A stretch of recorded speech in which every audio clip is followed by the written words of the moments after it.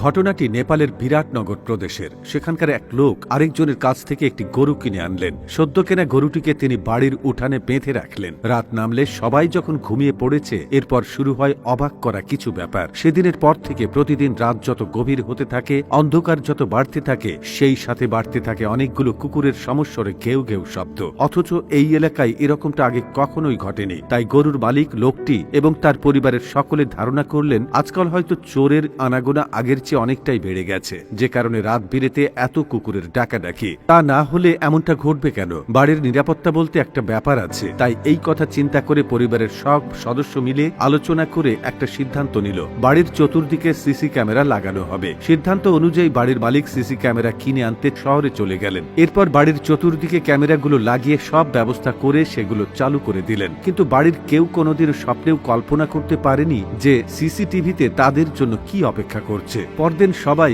CCTV footage check করতে গিয়ে যা দেখতে পেল তা দেখে সবারই চোখ কপালে ওঠার অবস্থা। কেননা সেটা দেখার জন্য তারা মোটেও প্রস্তুত ছিল না। সিসি ক্যামেরার ফুটেজ চেক করে তারা দেখল বাড়ির উঠানে রাখা নতুন কেনা গরুটির পাশে একটি বিরাট আকারের চিতাবাঘ হেলে দুলে হেঁটে ঘুরে বেড়াচ্ছে। এরকম একটি ঘটনা নিজের বাড়ির উঠানে দেখলে যে কারোরই বাকরুদ্ধ হয়ে যাওয়ার কথা। বাড়ির সকলেই তেমনি হতবাক হয়ে গিয়েছিল। নিজের চোখকেও যেন বিশ্বাস করার মতো অবস্থা ছিল না তাদের। বিভিন্ন জল্পনা কল্পনার পর তাদের মনে যেসব প্রশ্ন জাগে তা হলো, এই চিতাবাঘ প্রতি রাতে কেন গরুটির চারপাশে শুধু ঘোরাঘুরি করে? কেন সে গরুটিকে শিকার করে না? সবাই মিলে এ প্রশ্নের উত্তর খুঁজতে শুরু করলো। যার কাছ থেকে গরুটি কেনা হয়েছিল উত্তর জানতে সবাই সোজা সেই লোকটির কাছেই চলে গেল। অবশেষে সেই লোকটির কাছ থেকে পুরো ঘটনার ব্যাখ্যা একদম পরিষ্কারভাবে পাওয়া গেল। মূল ব্যাপারটা হচ্ছে, এই চিতাবাঘটির জন্ম হওয়ার মাত্র কিছুদিন পরই তার মা চিতাবাঘিনী কোনো এক কারণে প্রাণ হারায়। কোনোভাবে এই গরুটি তার খোঁজ পায় এবং নিজের কাছে রাখে। আর তারপর থেকে চিতাবাঘটি এই গরুর দুধ খেয়ে এই পৃথিবীতে টিকে আছে। তাই চিতাবাঘটি তাকে পৃথিবীতে বাঁচিয়ে রাখা সেই দুধ মাকে কখনোই ভুলে যায়নি। সে বনে জঙ্গলে যেখানেই থাকুক না কেন, প্রতি রাতেই চলে আসে তার দুধমা অর্থাৎ সেই গরুটির সাথে দেখা করতে।